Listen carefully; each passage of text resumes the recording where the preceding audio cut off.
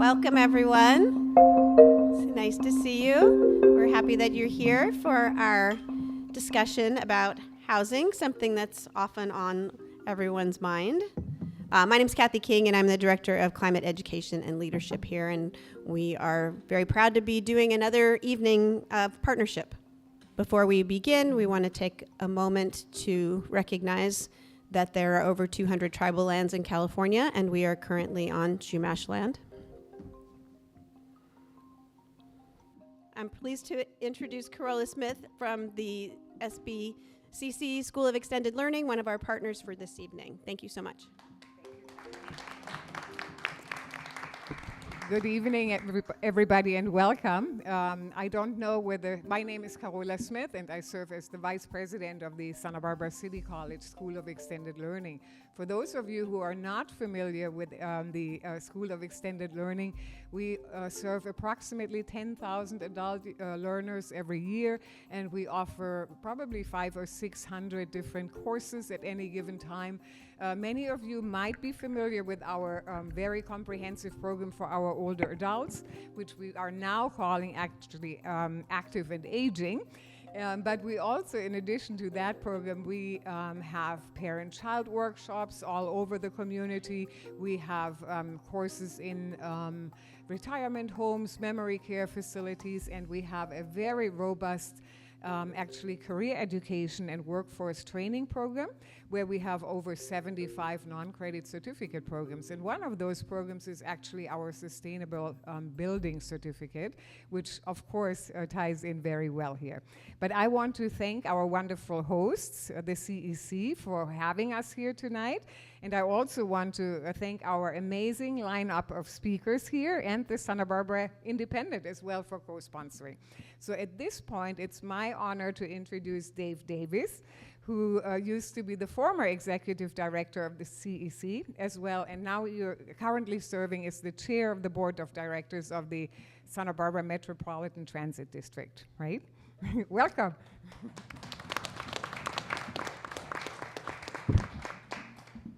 Hi, everybody.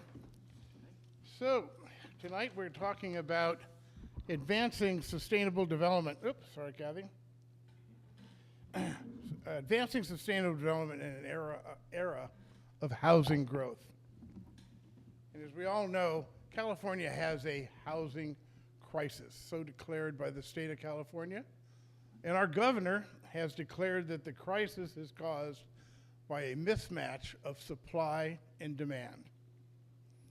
Well, if that's the case, we here in Santa Barbara face a real conundrum. For here, our supply is local, but our demand is global. Local supply, global demand. I didn't have to go to UCSB for 8 years to find out that that's going to cause a problem in price. Now, supercharge this situation with a post-pandemic expansion of remote work. Now, if you could work from anywhere in the world and you have the necessary resources, why not choose Santa Barbara? As part of the response to this crisis in the availability and affordability of housing, South Coast cities in the county are making plans for the construction of nearly 15,000 housing units in this subregion in over the next decade. Pursuant to the RENA process, 15,000 housing units. The creation of such a large increase in South Coast housing supply will raise many issues: equity, affordability, gentrification. You're seeing issues today of the county and Goleta arguing over traffic impacts in Goleta. You're looking at the city, looking at height issues relative to the development out at La Cumbre Plaza. The growth will undoubtedly place stresses on limited resources and infrastructure and reveal gaps that may require expanded or new programs and initiatives to advance development within the region. Now, there are a lot of forums where these issues will be grappled with, but today or tonight we'll be discussing one such aspect: the intersection of this planned housing development expansion and efforts locally to advance sustainable development. So let's start with what is sustainable development? Well, you could look to what the UN has defined, or if again, Wikipedia. Sustainable development is an approach to urban and human development that aims to meet the needs of the present without compromising the ability of future generations to meet their own needs. The aim is to have a society where living conditions and resources meet human needs without undermining planetary integrity. This broad concept of sustainable development has been subject to a variety of interpretations and implementation throughout the world, as well as here in California. In more simple, concrete terms, we might see the shift to renewable energy sources in transportation and in buildings, and more energy efficient and less wasteful construction is notable examples of moving in a more sustainable direction. Tonight, I'm hoping our distinguished panel will discuss from their unique perspectives the challenges and, more importantly, the many opportunities our South Coast region faces in advancing, quote, sustainable development in this era of housing growth. So let me introduce our panel. From left to right, right to left for you, Michael Chacos. Michael is the Director of Climate Policy at the Community Environmental Council. I've known Michael for God knows how many, 20 years probably for now. Rob Fredericks. Rob is the Executive Director and CEO of the City Santa Barbara Housing Authority. I've known Rob for even longer than that. And Peter Lewis. Peter is a distinguished private developer with decades of experience building in the region. I remember some projects we did back in the 90s, if I recall. And then lastly, Ryan Cruz. Ryan is a news reporter at the Santa Barbara Independent and has covered housing and local government. Ryan is also a regular contributor to the show Newsmakers with Jerry Roberts, which I watched over the weekend, and you did talk about housing again. Our moderator this evening and the organizer of this panel, Dave Derflinger. Dave is the former city manager for the city of Carpinteria and organized tonight's event. Dave previously was a city planner, and he goes back with me professionally very far. Anyway, let's welcome our panel tonight. Thanks for the introduction, Dave, and for setting up our topic. Really appreciate it. I want to thank everybody too, Corolla Smith with SBCC, Sigrid Wright, and Kathy here with CEC. They really helped get pulled together, and Dave Davis for brainstorming the topic with me and pulling together our panelists. Thank you very much. We hope that this conversation is just that it's conversational tonight, so we encourage our panelists to talk amongst themselves. I'm going to give some prompts for the discussion this evening, and without further ado, we'll jump right into it. Housing growth is a statewide priority. You heard Dave talk about this, for addressing important aspects of sustainable development, ensuring opportunities to live near work being a goal of many new state housing laws. Also, new buildings will be built to codes that ensure they'll be more sustainable than in the past. Considering this current building environment, can we expect fundamental aspects of sustainable development to be meaningfully advanced over the next decade? Or are there barriers and gaps that remain that will need attention? So let's start with Michael. Michael, perhaps you could address our first question from a perspective of resource conservation. How might the development of new housing advance principles of sustainability concerning, for example, reducing greenhouse gas emissions? Yeah, well, thank you. And welcome everybody to CEC's Environmental Hub. I'm really happy to have this discussion here. And from my point of view, we have very strict building codes. Most buildings are going to be all electric with no natural gas. They're very water efficient. I think the stat was we use less water now than we did 50 or 60 years ago here in Santa Barbara. And so really what we need to do is figure out how to do more sustainable development that is car-free or car-light. And that's going to happen really in, can we put our development into the downtown urban core, La Cumbre Plaza, places that have transit that are more urban areas, instead of sprawling into our agriculture and wildlands that also have high fire danger. So most of the development going into urban core, smaller, workforce-oriented, and car-free or car-light developments. And I'll outline what a potential development could look like, but first I wanted to describe some of those things. So smaller. So there's this concept of embodied carbon of new construction. And this is all the concrete, steel, wood, building materials.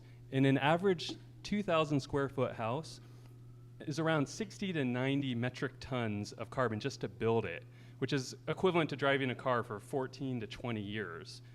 So this is strongly, the amount of carbon associated with your unit is strongly associated to square footage. So if we can build much smaller, it's much more sustainable. We have plenty of single family homes and expensive large housing. Here in Santa Barbara, we need smaller urban micro units that are attractive to people wanting to live the downtown lifestyle. It needs to be rental workforce oriented. We all agree that we don't need more luxury homes for people coming up on the weekend from LA or fifth trophy homes, right? We need rental housing that's focused on downtown workers so that they could walk a couple blocks to work rather than drive. And it needs to be car-free or car-light. This is the most important thing. Transportation is about 50% of the average person's carbon emissions. And also for our region and for California as a whole, transportation, which means that driving is equivalent to all the other carbon emissions that you do in your entire life. So the most sustainable development is one where we don't need a car on a daily basis and where you may be able to use alternative modes, biking, car share, Uber type things. So new development, so to get to California's goal, California has a goal of carbon neutrality by 2045. We can't do that only with electric vehicles. We need to have vehicle mile traveled reductions, which you can do with this type of development. It's insanity that our current development pattern has pushed 20 or 30,000 people to commute from Ventura, Oxnard, Lompoc, Santa Maria. We're spending billions of dollars to widen Highway 101. These people spend hours in traffic each day, time away from their family, community, participating in civic life. And they also have this immense carbon footprint from all of that commuting. So that's what we need to do. So imagine this type of development that we could do downtown. So the city has all these surface parking lots, right? Could you build, say, a 100-unit building on this parking lot back here? Smaller, more affordable by design, maybe 300 to 500 square foot units, maybe a little bigger if they're a 2-bedroom.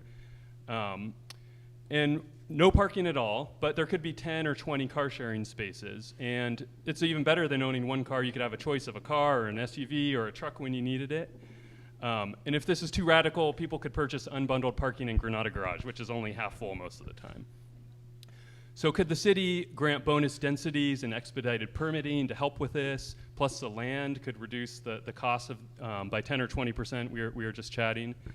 And could you get to 10, 20, 30% below market rate? It's restricted to downtown workers to live without a car. They have to sign an affidavit. They won't own a car. They work downtown. Some of these units could be for city workers. They're donating the parking lot. Others for the employer-sponsored consortium that's coming together. And we're not trying to solve this problem for everyone because we have only so much land downtown. We're targeting the 5 to 10% of professional workers or low wage service workers who are willing to live downtown without a car in exchange for lower rent in a prime location. AAA says the cost to own a new car is $12,182 a year. So even if you have a used car and that's half, that's $6,000 a year that this person could save. And if they could also save $500 a month on rent, that's real money that we're looking at, $10,000 or $15,000 a year. So even if you can't imagine yourself in a 300 to 500 square foot studio or 1-bedroom, there's a lot of young people that would be very excited to have this type of housing. And it's just severely lacking in Santa Barbara. Many single young people do this, or young couples. Many young couples aren't having kids these days as well. They'd be more willing to go car-free. And someone who doesn't own a car is not going to drive very much. They'll look at the cost of Uber or car share, and they often choose to take a bike. They'll stay downtown and support local businesses, which we really need to get more housing downtown to make a more vibrant community down here. And a car-free life now isn't just for people who want a bike or take transit that are okay with that. there's this explosion of electric micromobility devices, right?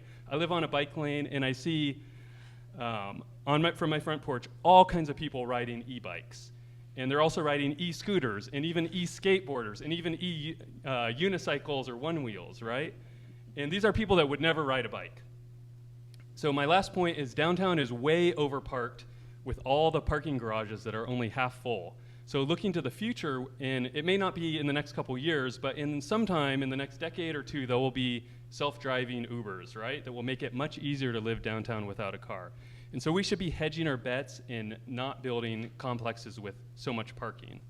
And so that's my thesis, and my questions to the panel that hopefully we can get into is, what does a city need to do in terms of bonus densities, streamlined permitting, to get this type of housing built? Is free land on a city parking lot, building no parking and bonus densities enough to develop workforce restricted housing that might be 10, 20, 30% under market rates? Or how much of a discount would that be? Thanks, Michael. Appreciate the perspectives. We're going to turn now to Rob Fredericks. Rob, you're on the front lines of building affordable housing and know well the complexities and challenges. Is public funding and other support for affordable housing being advanced commensurate with the identified need for moderate, low, and low-income households that we've heard about in the Regional Housing Needs Assessment? It's being advanced, but the word commensurate, I think, we need more than what has been talked about previously in order to meet the regional housing needs allocation moving forward. That's whether it's, middle, moderate, low income. We need two things we need to really make this happen. One is funding, and two are flexibilities and incentives by the city and the county to encourage nonprofit housing developers, private market housing developers like Peter to take advantage and make use of the funding that's out there or that will be out there to help lower the rents, again, I agree completely with what Michael said. Everything he said is right. I could drop the mic for him and say we're done here, because what he said is right on target, and we need to try and achieve less parking in developments. And we've been working on that for years as your housing authority in reduced parking developments. We started that with Casa de las Fuentes on the corner of Carrillo and Castillo Street coming into Santa Barbara. That's 42 units that we did one parking space per unit there. And at the time that we did that over 20 years ago, you would have thought the sky was going to fall from some people because we're only providing one parking space per unit. We've proved that we don't need all that parking because we do a preference for people to move in if they don't own a vehicle. And right now, only about half of those parking spaces are used. They're just laying fallow, going empty. And our other developments that we've built subsequently have very few parking spaces compared to the number of units. And you have to look at the program use of who you're serving along with, do you really need that much parking?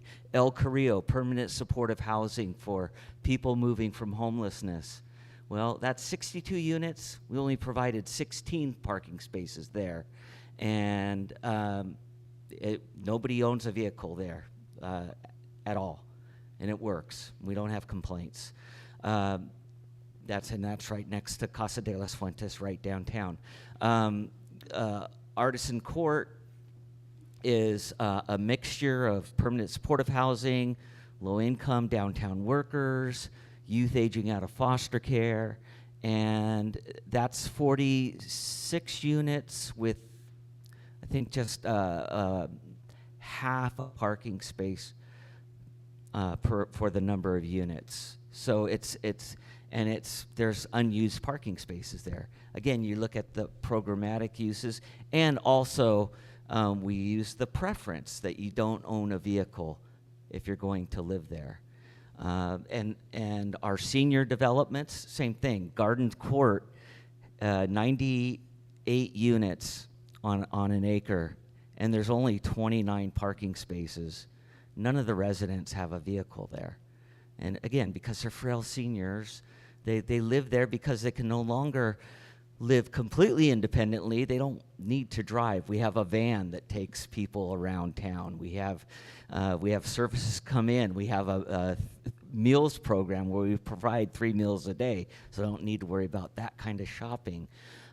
Same thing with Gardens on Hope, up on Hope Avenue. So we've really been focusing on reduced parking as part of our sustainability initiatives, and that goes a long way to reducing that carbon output, like Michael said, and we really need to continue to look at what can be done. But really to achieve the commensurate number of units for the need, we're going to need more funding to make it achievable, and flexibilities from our city leaders, our planning commission and city council to allow for smaller units, higher densities, and that's been put in place over the years with the AUD program and others, and I hope they go back to looking at FARs, because I think that is a form factor that would work in putting more units there. We just have to look at the appropriate size, appropriate rates of the floor area ratios. And we need to look at other sustainable green, quote, green building methods. We have in our 5-year action plan, which I hope many of you have received. If you haven't, I have them in the bookshelf across the room there that you can take home with you. But one of our main goals, we only have 6 goals, and one of our goals out of the 6 is promote sustainable practices in everything we do, and that includes with respect to building new developments, it's electric only, it's using heat pumps, it's photovoltaic panels, electric vehicle charging stations for the vehicles that are allowed. We're also looking at the vehicle share programs for our Carrillo Castillo commuter lot there, where we're going to build 63 units, so that we can truly have those sustainable uses and building methods put in place. We're also looking at landscaping, the type of landscape we put in to continue to save water, drought tolerant, but also with native plants. I found that's important here locally. Our recycling programs with the cities, that's really important too with our residents. All of that, it goes hand in hand. Having all of our developments located along these transportation corridors. And we have a great public transportation system with MTD throughout the city. People can get anywhere on the South Coast they need to get. So we need to encourage more use of that system and get people out of their vehicles. Again, it's going to come down to funding too. And the city recently enacted their local housing trust fund, where monies can be used for affordable, low-income and moderate-income housing. And it's not only just for the housing authority, it can be for private developers, nonprofit developers, to access those funds to make it happen, that they can leverage with other state and federal funding sources. There are funding sources out there. They're difficult to use, like the Affordable Housing Sustainable Communities Act that was put in place. You guys may have heard of the cap and trade program at the state level, where the polluting companies, they pay a tax. A portion of that goes towards infrastructure improvement and affordable housing. It's just really difficult to use that program here in Santa Barbara. It's almost like we're too small of a community, and it unfortunately, we've had that funding go by the wayside. So we need to look at ways to make us have better use of those funding sources. So lastly, I will say that I recently obtained this book called Housing the Nation, and it's a series of essays on social equity, architecture, and the future of affordable housing, a lot about sustainability. One of our developments is in this book, Artisan Court. Excuse me, I like to call Artisan Court Eco Spandeco, because it was ecologically looked at as far as the building structure, and it's has this Spanish architecture with a flair of Art Deco. So it's all wrapped in one, and it's beautiful, and it's won many awards. So we need to look at how we do these developments and creating them beautifully, but also how do we do it sustainably for the future so they're beautiful, they're long-lasting, and they're nice places for residents to live. So I'll turn it over to Peter now, and he can talk about probably barriers to making it happen. So. Thanks, Rob. Okay. Appreciate it. So we've heard about type and location of housing from our first two panelists, Rob and Michael, being really critical to addressing an important sustainable tenet, reducing vehicle miles traveled, reducing demand for parking. So the right location, the right type of parking is critical. I want to take a pause here before we go to Peter and just remind folks we are going to have a Q&A at the end. We'll have plenty of time for that, so hear some of your ideas too. Peter, as Rob indicated and in your introduction, you're a private builder of housing in the current environment. You're active now. Are we on the right path to achieve adequate housing in the next decade? What's working and what isn't? What needs to change? So that's a big challenge, as we all know. I mean, from my point of view, I think the RENA numbers has created a really beneficial impact on society in the sense that it at least has got us to think about data and to think about where we'll go and what time frame. So in my view, RENA is maybe aspirational only. It doesn't seem realistic, frankly, but it at least exposes our community to the extent of the problem, because this analysis kind of does that in such a stark fashion when you see what we need and what we're not providing, what inventory needs to exist. So as I see it, I think it's great that we've kind of moved away from NIMBYism and maybe are rotating to YIMBYism, and I think culturally that's encouraging. So I find the future optimistic in that context. I think there will be more pressure to build housing than more pressure to not build housing. So in that context, I think we've kind of turned the corner and reduced some of the social pressures that I have more typically felt in the last 30 years. So the challenges I see, though, frankly, is that several things have happened since COVID that are really working against us. You know, the costs have gone up significantly, and in 2014, just to give you an idea, over the last 10 years, I've built 3 different apartment buildings downtown Santa Barbara. The prices over those 10 years to build it, the hard costs and the soft costs, have gone from $243 in 14 to $289 in 18. And currently under construction, I'm going to be just under $400 a foot. So it's 60% increase over 10 years. That is really a very challenging environment in which to build housing going forward. And then on top of that, we have developers like myself and private or nonprofit.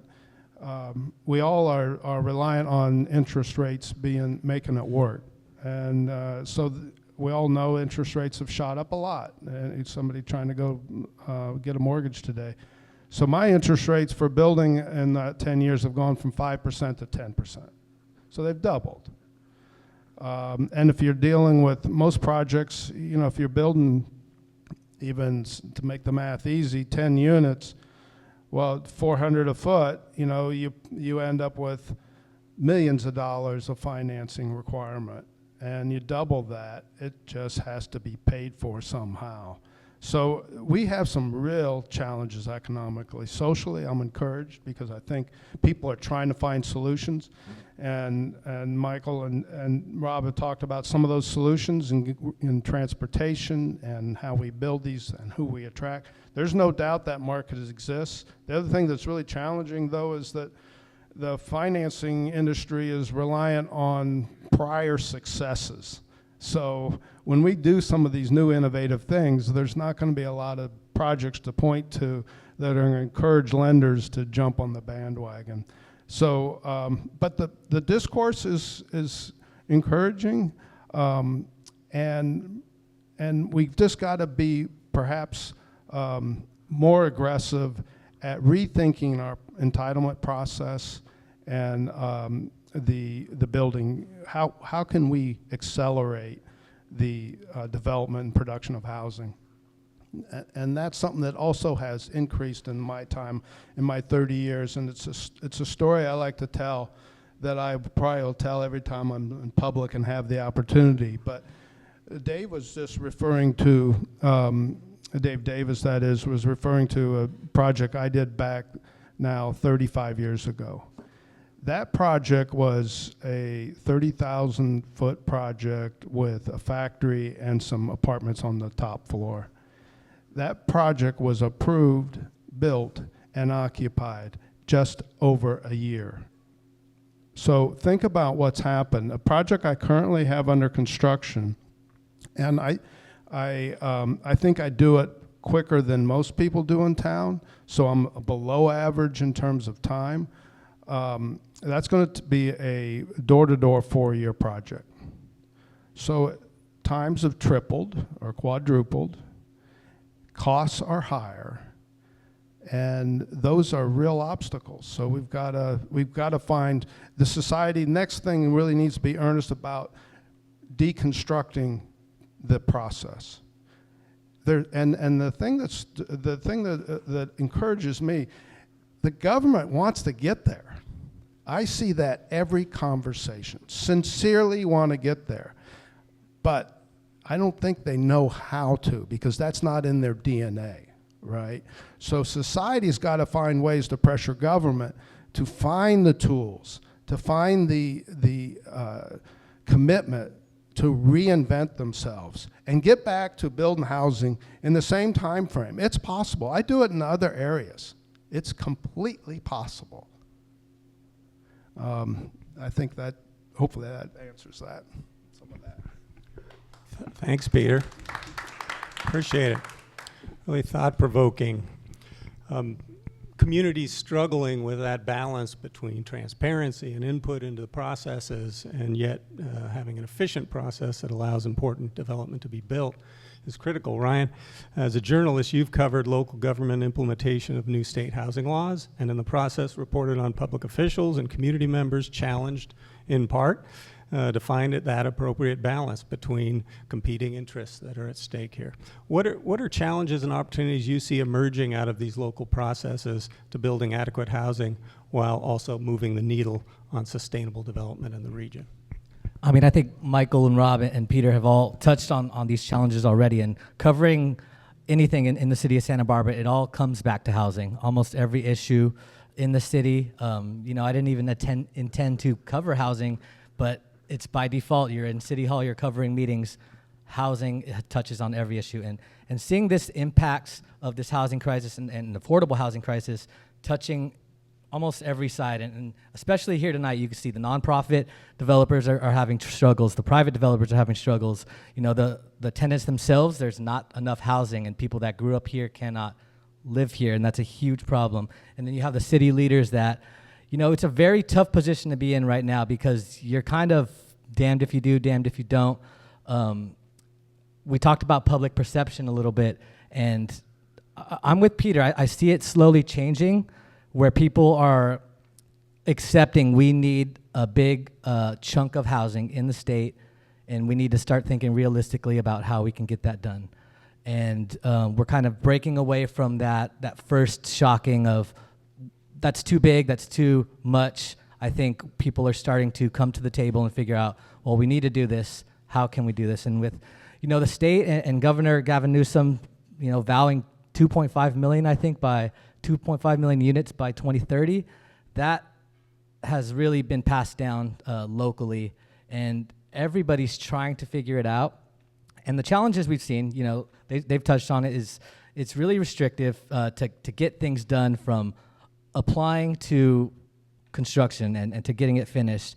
And I understand that, and it's kind of come to this spot where you see these big 50, 100, 150 unit buildings come in, and that's a lot for the public to swallow.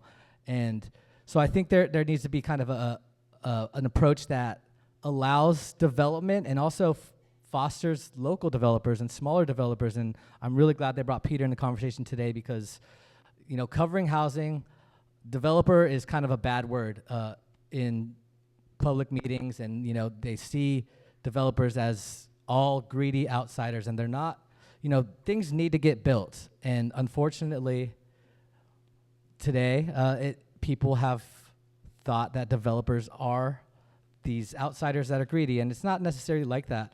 And the state's lofty goals is another challenge. To meet these RHNA numbers is really a lot. In the South Coast, I think it's 15,000 units over the next 8 years, and I don't know if we're going to be able to build that. And if we do, what is the ratio of market rate to affordable? Is that going to meet what we really need? That's going to be a big, something we're going to have to see in the next 8 years.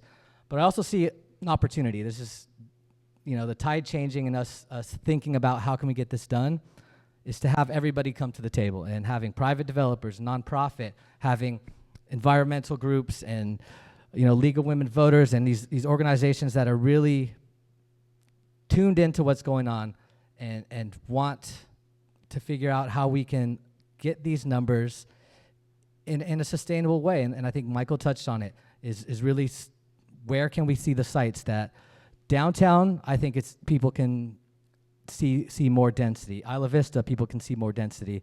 And it's really tough when you see these on the outskirts of town. You see a big 1,000-unit development coming in. It's really hard to picture something that wasn't really developed turning into that. So I think really figuring out how to encourage infill and density in the downtown areas, and in a responsible way, freeing up the zoning codes and permitting processes for developers, not in a way to give them the power, but to allow them to address what needs to be done.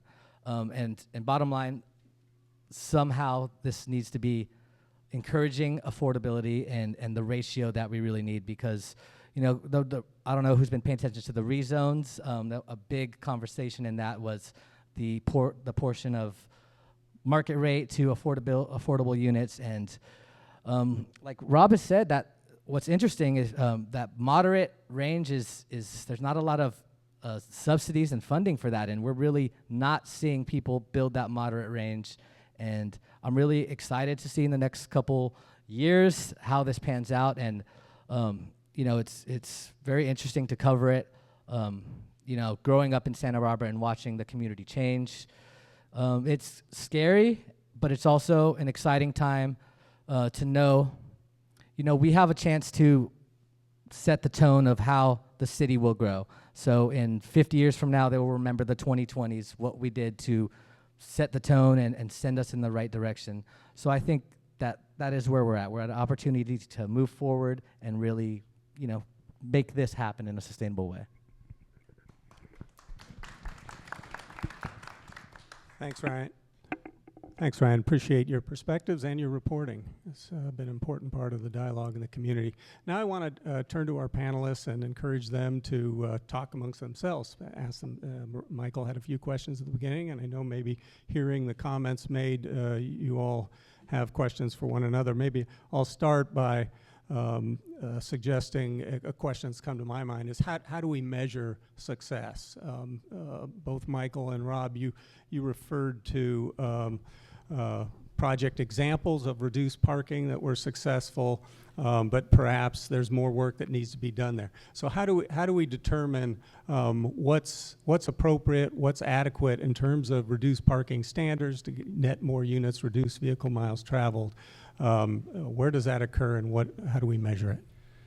Yes, well, for me, success would be we build housing downtown that is car-free and that it actually gets produced and that the rents are affordable for downtown workers. And seeing projects come forward that get built and that get filled up would be big measures of success, right? I was thinking about all your excellent examples about some of the different complexes the Housing Authority has built, and all of them, though, were, even though they didn't have very much parking, they were all overparked. You were saying they have 20 spaces, but only 10 people parked there, or 40 spaces. So it's like with Jacaranda Court, which you're building on Castillo and Carrillo, could you take 20 of those spaces from that other spot, Kitty Corner, and just, rent them out as unbundled parking and do less parking at Jacaranda Court and get more units for people? If you have developments that are already overparked, could you develop adjacent to them and utilize some of that underutilized parking? So yeah, definitely the measure of success is what gets built and at what price and if people are enjoying it. Yep. For me as well, the basic metric would be how many units do we need and how many did we get built over a period of time? And I get what you're saying about these overparked places. Can we use the parking spaces? Casa de las Fuentes, we could, and the investor that we have on the Carrillo Castillo commuter lot is uncomfortable with anything less than a parking space per unit, so we're stuck with the 63 parking spaces there, and if there was more that's needed than just the 63, we would be able to utilize the Casa de las Fuentes parking lot. I think we'll be able to prove that we don't even need all the 63 units there. And believe me, I abhor providing parking over more units. I'd much rather build units than provide parking, but that's kind of the issue we have there. The other developments are tax credit developments, and under the tax credit rules, we're not allowed to unbundle the parking and rent to other uses. So it's kind of one of those things. Maybe that's something we can push the tax credit allocation committee on in the future. So, and one other thing I wanted to mention, as the housing authority and all of these developments we do, all of our developments are considered, quote, public spaces. So we're pushed into what's called Section 11B of the building code that puts us in a completely other section than, say, what Peter is normally faced with for, accessibility stuff. And I think it's important. We need to provide accessibility for residents, but I'm just saying that's one of the issues that drives up costs for us in that extra review, extra design to make these accessibility developments happen.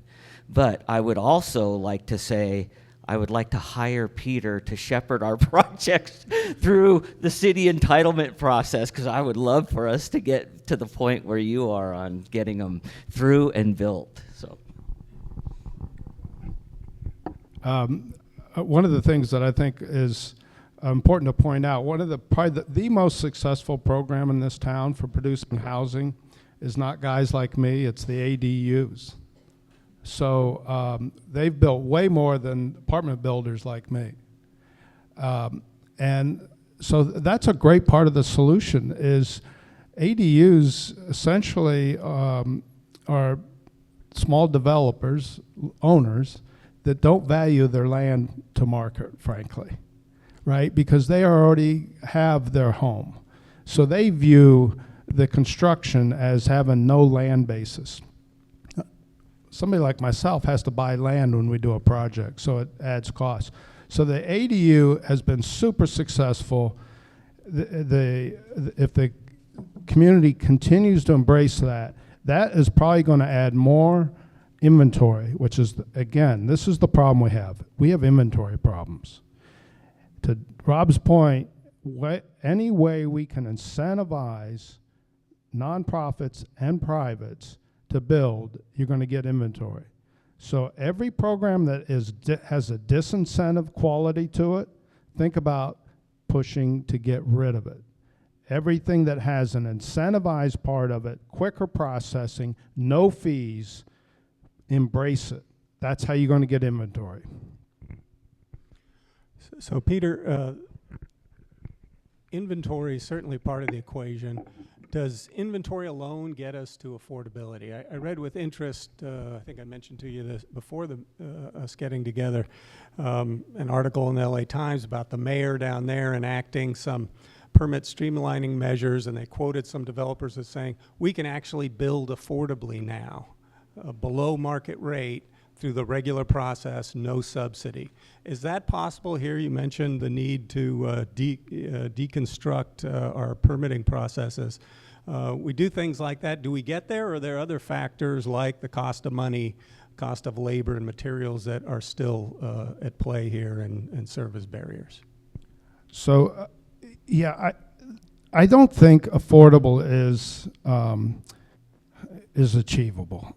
I think that is a political goal that is never going to be realized, and what we need, we'd be much better off to focus on producing housing, creating inventory, creating supply, and we can never compete with, if you think about it, if a project's costing $400 a foot and you got a 1,000 square foot apartment, that's $400,000, right?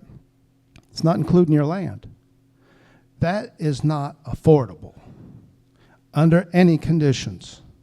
With the lowest interest rate, it becomes moderately important. So the only way you get affordable is if you are pushing those costs onto your neighbors. So when we have inclusionary requirements, my new project, I have 8 units. I am not recovering my costs on those 8 units. I recover some of it. I recover quite a bit of it, not all of it. So the neighbors are paying for those 8 units. So think about how crazy that is. We are building housing so that 10% of the people can be subsidized by their neighbors. There's nothing equitable about that. There's nothing fair about that.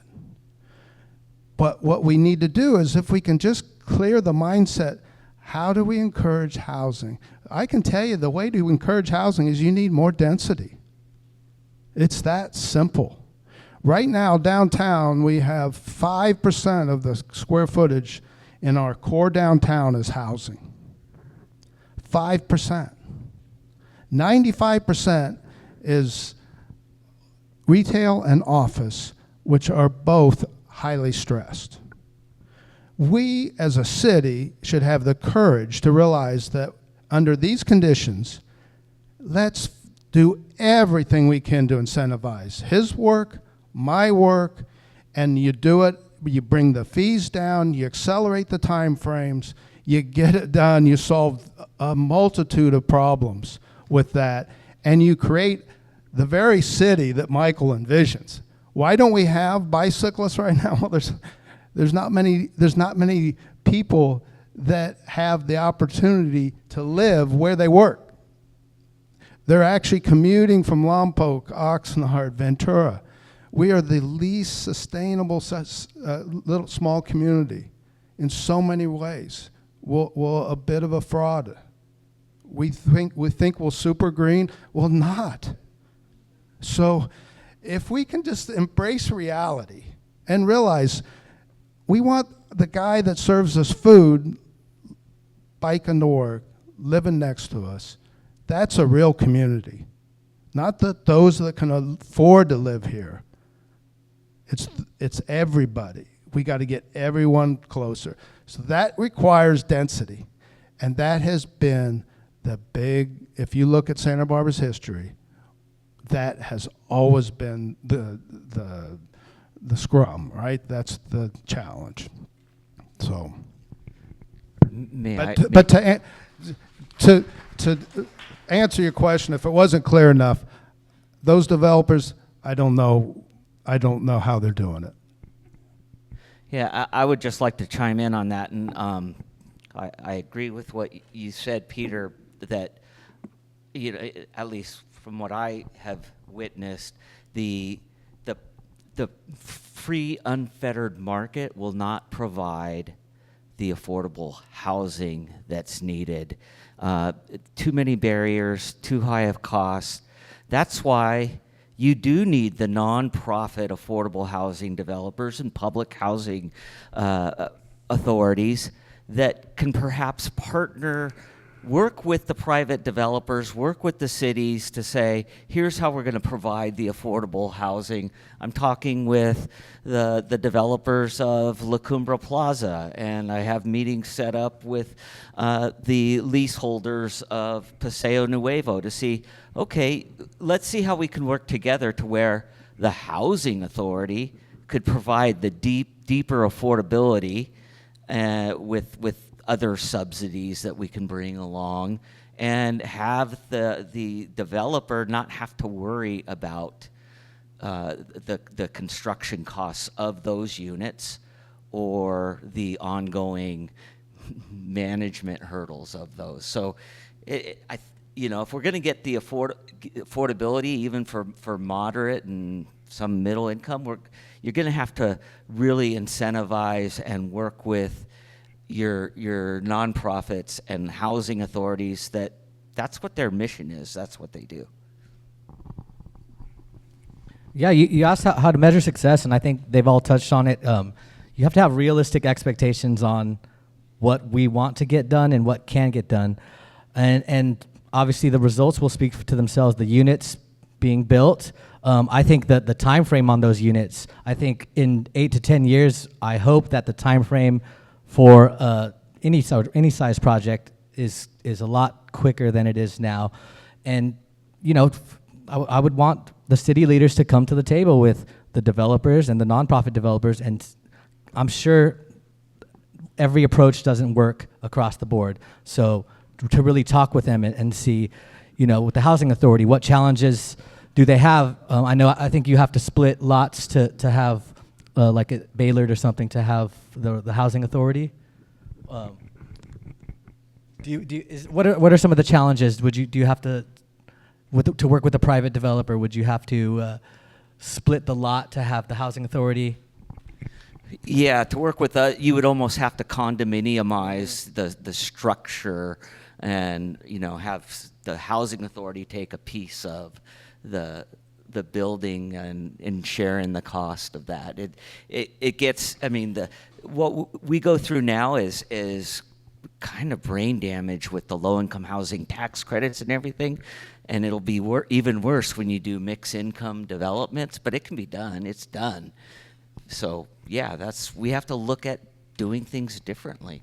Yeah, and I think that's kind of where we need to get at is finding out not just one approach. Put all of our different cards in and see what works and how can we incentivize this housing, both for private and for public developer or for nonprofit developers, because then we won't, or we still will, but we won't have as many of the projects that we come in where people say, I'm going to build a hotel because it's going to make a lot more money and it makes more sense, and it's frankly a lot easier to get that through. Now, when we see that happen, we know the impacts of what happens at the end of that. So we need to ensure now that it's easier for housing developers to provide the housing that everybody knows that we need. Dave, can I ask a question? Yes. That was a very interesting stat about 95% of downtown core being retail and office, which are both dying, right? And it makes me think that we missed an opportunity here, Sigrid and Kathy, because we have 2,000 square feet above the front right here, which has been empty in shell condition for a year, and we could have built 3 to 4 units for our employees. And then, you know, if office rents for $2 a square foot and residential is 4 to 5, how do you get more of those adaptive reuse projects? And this building here is owned by the Hutton Foundation. They provide reduced rents to nonprofits.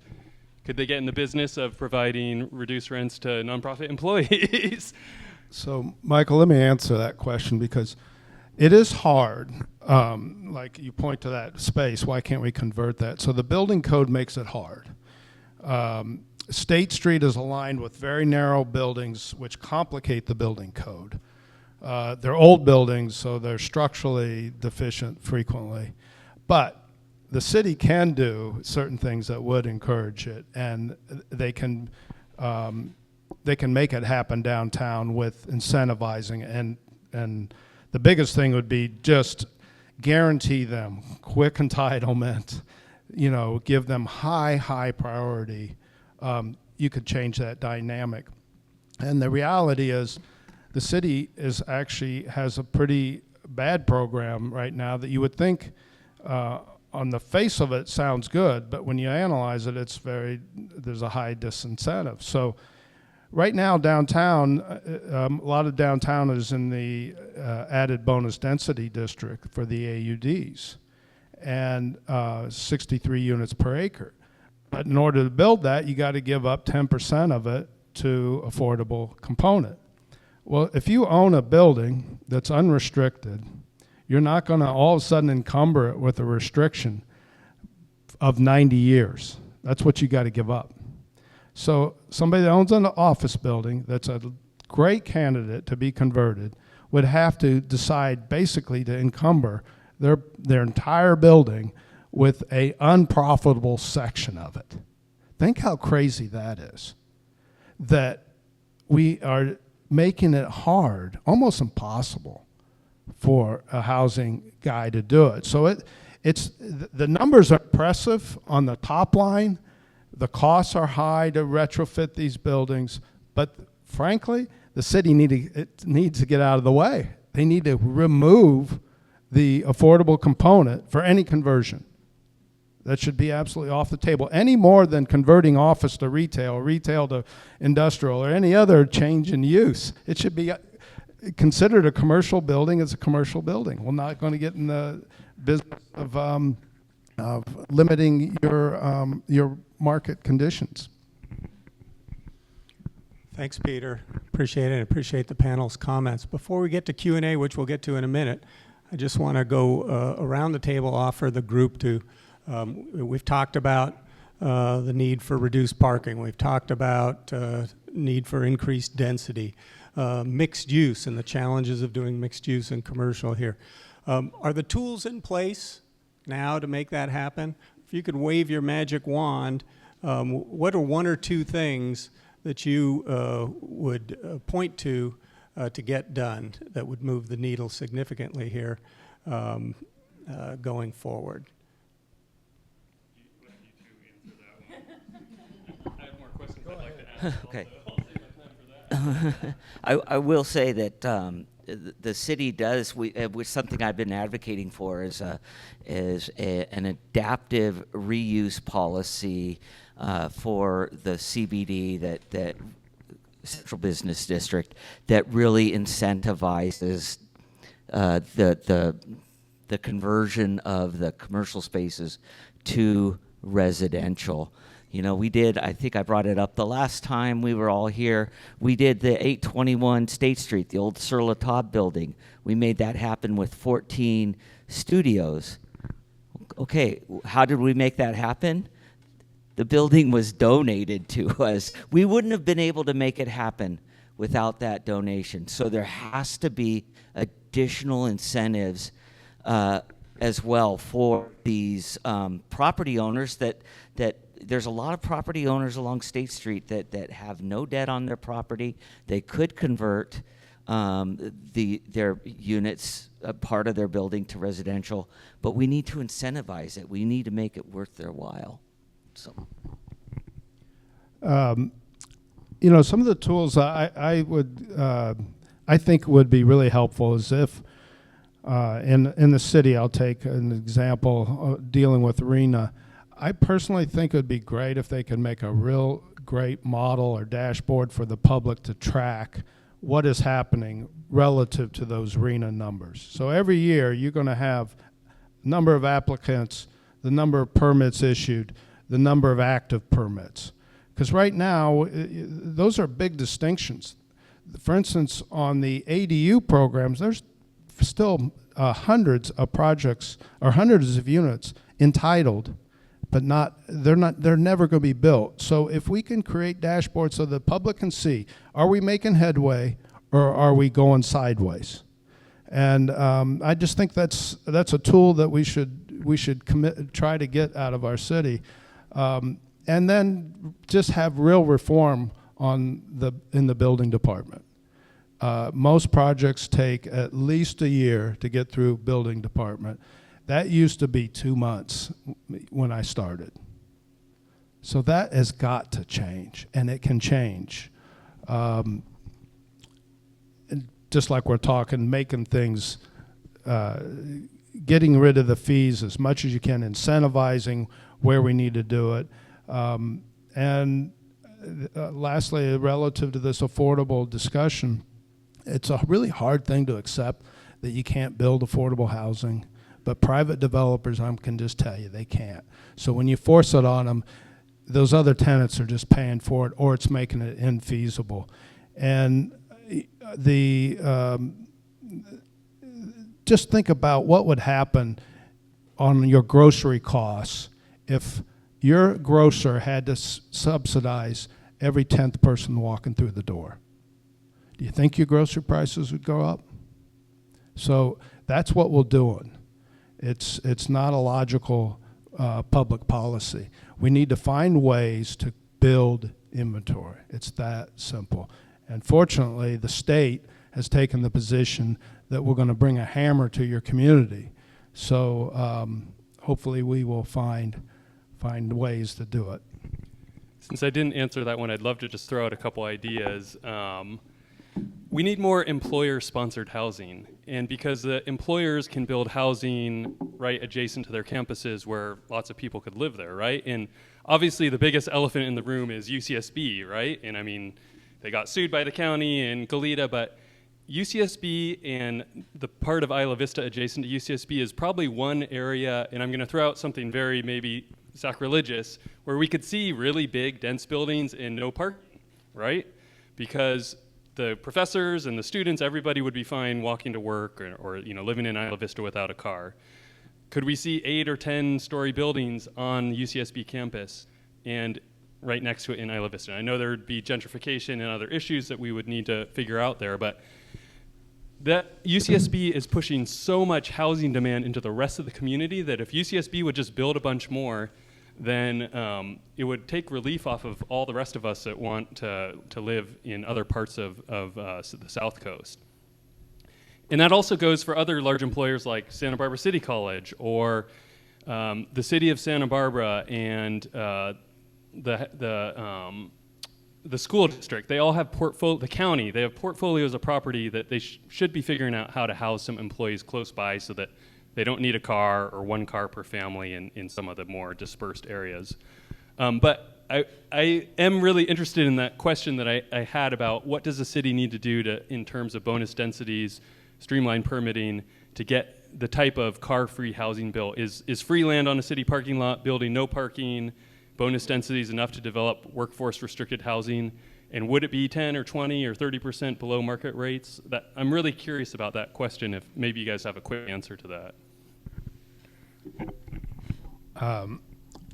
Well, I would say that it's not feasible, right? Just like I was talking, maybe you need I need to understand your question more, but if you're going to get below market rate, the numbers won't work for a private guy. So the public, with certain subsidies, you can get those projects built. Can I clarify? So say it was this parking lot right here that the city donates the land to. Yes. So you save that 10 or 20% of your total costs. Yeah. and then there's no parking required, so you can get extra units in there. And maybe the city also gives you some bonus densities because you're building workforce, downtown oriented. Okay, So that now- was like, if Now that I happened, understand your question. So let's make it real simple. They give me the land, they charge me no fees. It's go at it, Peter. It's going to cost me $400 a foot to build it. Okay? 1,000 square foot apartment, it's $400,000. So that's your cost. Well, okay, so they're 200,000 square foot. They're $200,000 a unit if they're 500 square feet. So that's your basis. Put a return on it. That's the number. It's that simple, right? So yeah, if the city wants to give that to me, I'll build them all moderate income, no problem. Okay. So, but let's get realistic though, right? That's not realistic. What we need to plan for is how can Rob be incentivized to build? How can I don't have to be incentivized. How can you remove my barriers? Let's give a big round of applause to our panelists. Thank you.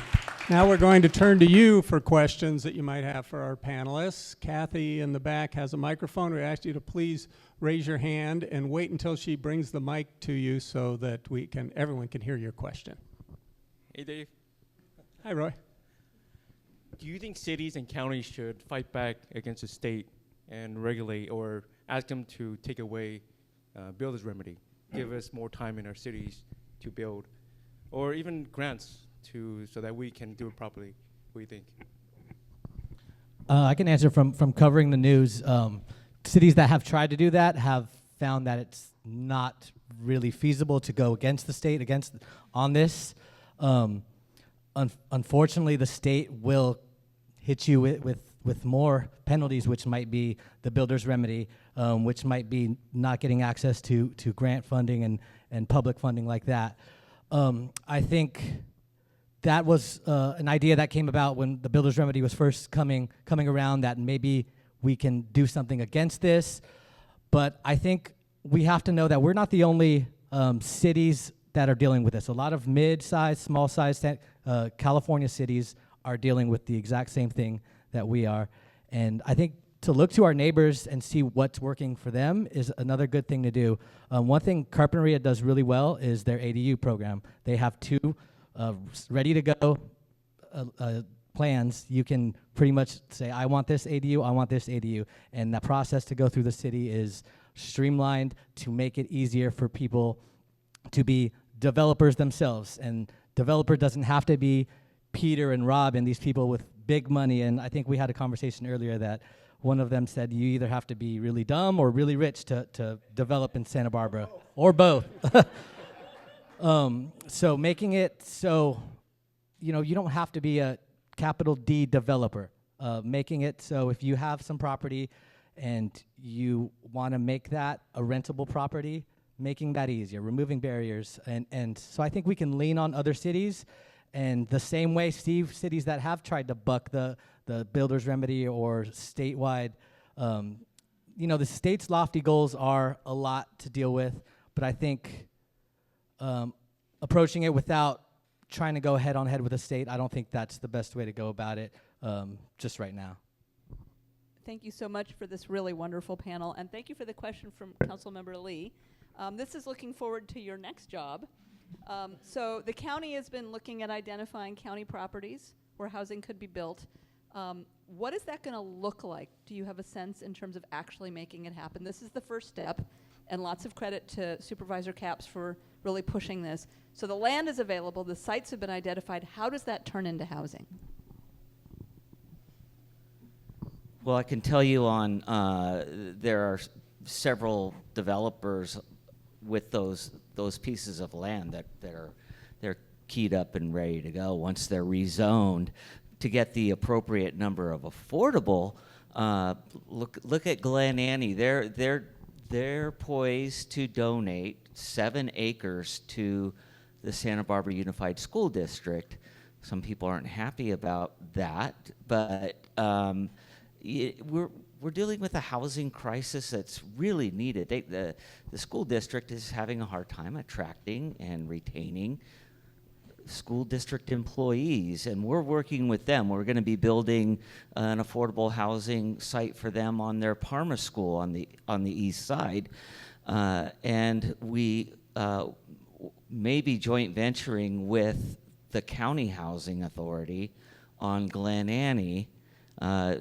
It's too early for us to tell. I have to take it to my commission first, but we would love to be involved in those sites as well. And being able to have that land donated makes a huge difference. And it's also, they have enough land that they're able to do that and take that affordable component headache off of their plate and give it to us. We like it, actually. We like those headaches, and they can do their other market rate developments. That's what I'd like to see more of that Glen Annie model, and more working with school districts using the 2016 Teacher Housing Act that allows us to use school district-owned land to build, excess land to build affordable housing. We have to look at things like that to really make it work. Thank you for the question. Mindy.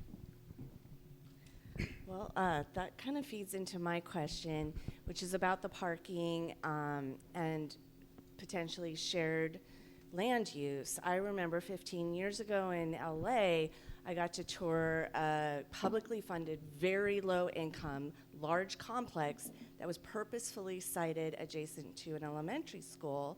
And they had a shared agreement, because there was no parking added to the complex, that the residents would use the elementary school parking at night. And I thought, this is the wave of the future. I'm going to see this everywhere now.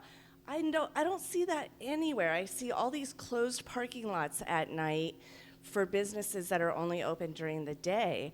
And why is that? What's the barrier to that? Good question. It keeps me up at night as well. Or when I'm walking to Jill's place for lunch, and you look across the street at the EDD office building, and they own this large swath of parking that's vastly underutilized. I've already asked the state, can we share that parking space? We'll build a podium structure above that parking. They could still have the parking that they need, but let us build above it for housing. So we just need to break through those types of barriers, and shared use could really help. Yeah. I wanted to ask to me, the obvious question of, bi-regionally, do we have the resources here to support all these people? But now with transmission lines and decel, I'm not even going to go there. And then I think about traffic and livability for the rest of us. But actually what I really want to ask is, so $400 a square foot, how do we lower that cost? Is it Title 24? Is it earthquake building? We live in a very moderate climate here. How do we lower the costs of building? Surely we can. So that's really good. That's the key, isn't it? Right? How do you lower costs? And reducing financing, of course, will lower the costs. The hard cost is we're going to require commodities to fall. Now, commodities, lumber, concrete, steel, some of those, including lumber, have come way down from their heights. But in general, they have not come down much. It's amazing how resistant commodities are to fall. And so you're not going to get lower labor costs. Those are, continue to rise. And I don't see that that's a solution. It could be if you somehow miraculously were able to be king one day and say, we're going to roll back all these codes to 1960 so that you can build the apartment buildings that 40% of our citizens live in here. Yeah, I could build those for $150 a foot. So, but the code won't allow it. The public won't embrace it. So you're right, Title 24 adds costs. It's just the code every year. You can't, if you're an architect, they can tell you, the code drives them crazy. Every year, there's something new. So this is an interesting tension point. So we know that Title 24 and building codes go a long ways towards reducing emissions from buildings and carbon from buildings, yet it's expensive. Can you point to provisions of Title 24 that in your mind don't make sense, don't necessarily get us there in terms of the benefits of energy reduction, but add a lot of cost? It's all incremental. So, you know, if you take the premise that we're trying to live in energy efficient homes, then all those things are required. The problem is that you just add each one up and it gets to where we are at today.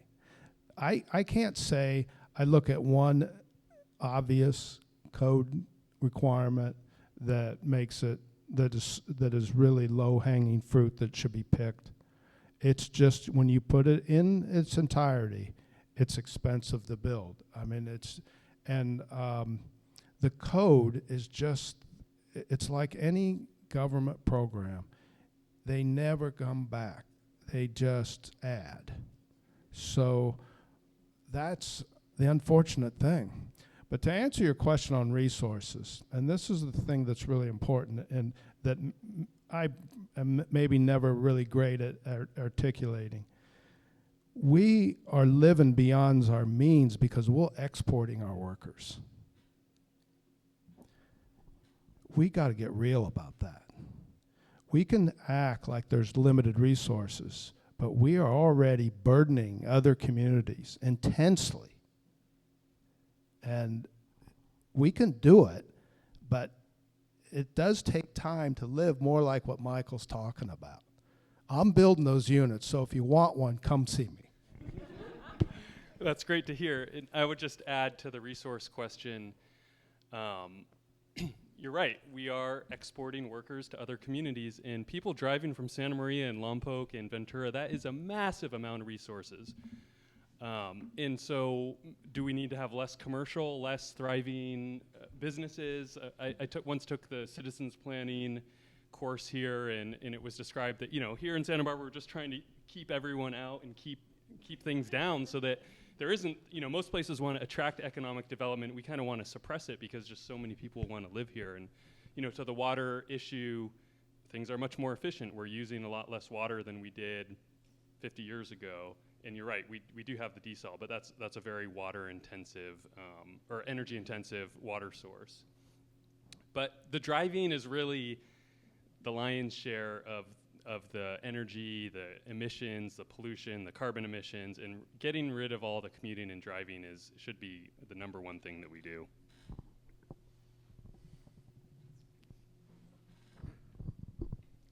You started off the conversation with car-free or car-light.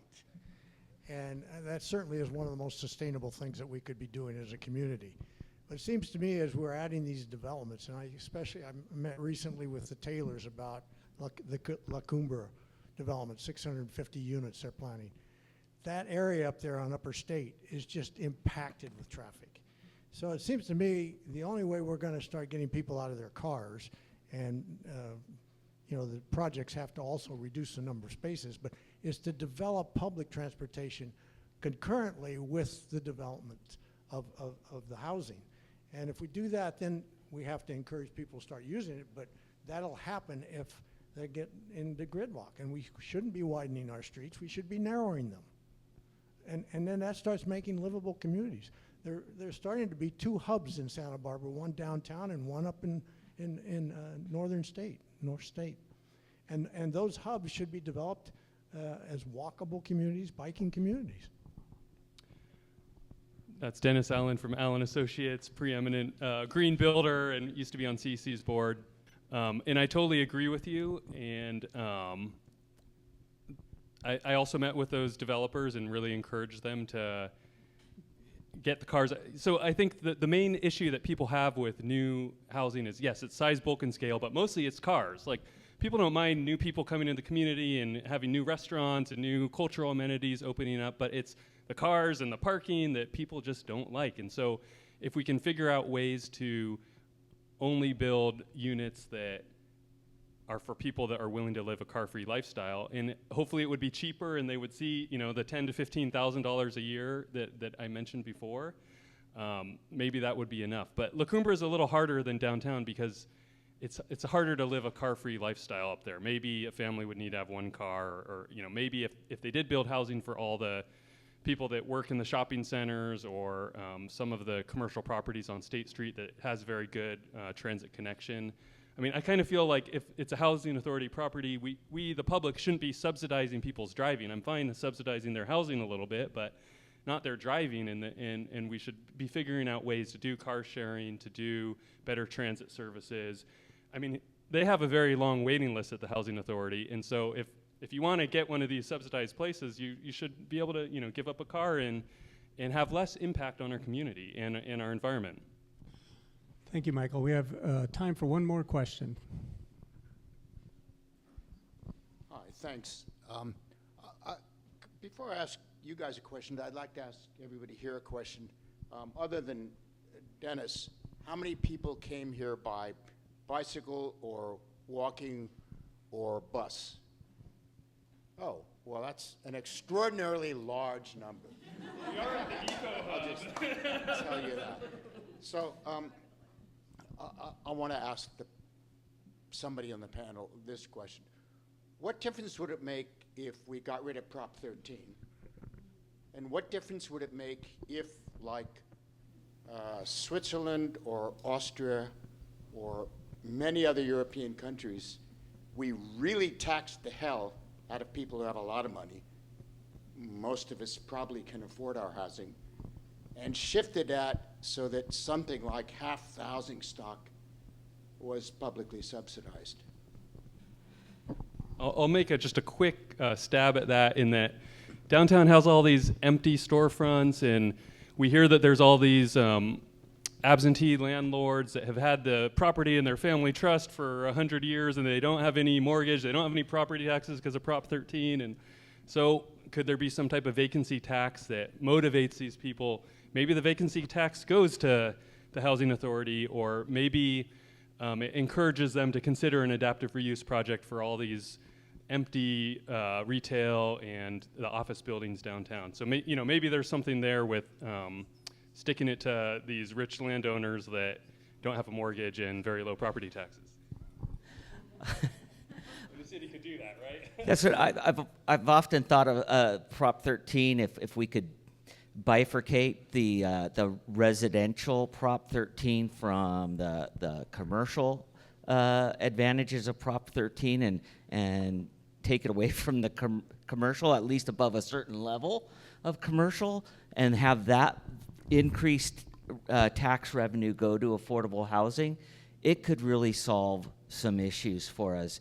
To your question on how other countries are doing it, in this book, there's one of the essays on the Vienna housing model that was in the New York Times last year. Very successful. Over half of the housing units is social housing, and very successful, very good quality of life for everyone. So I think there are ways that we need to look at our neighbors across the pond there and look at how they do it. I think I do. My personal belief is Prop 13 is, again, one of those things that probably had a reason at some point and has long outlived its purpose, and has become highly inequitable. And it makes no sense. I mean, my neighbor pays a 20th of the price that I pay for my land. We both own the land. We'll both have money. And why does that make any sense? So, yeah, I think it's another case where laws frequently outlive their purpose, can't be reinvented because somebody's benefiting. We all know a lot of people benefiting, including myself, from Prop 13. It's pretty hard to vote, get rid of it, right? So. Thank you for your questions, and let's thank our panel once again. I'm going to invite Dave Davis up to make a few closing remarks. And I'd also like to thank our sponsors, Santa Barbara Independent, SBCC School of Extended Learning, TVSB, and our host tonight, the Community Environmental Council. Let's hear it. I want to thank you all for coming. I really love the questions. I wish we could keep going. We'll all stick around here for a few minutes. Come on up and talk to us. Have a good evening. Drive careful. Ride your bike home.